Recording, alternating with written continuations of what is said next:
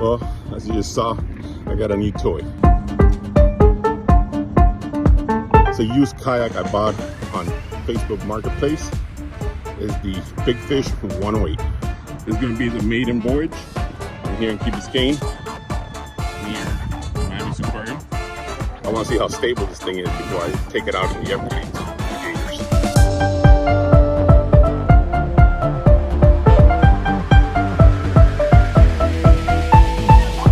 So I lost my lure. Something cut me off for a barracuda.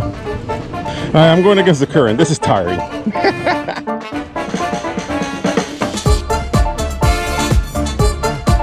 Alright, so it's a little quick test drive of the kayak. Pretty good. It's tiring when you go against that current though. Whew. Baby, I need a trolling motor.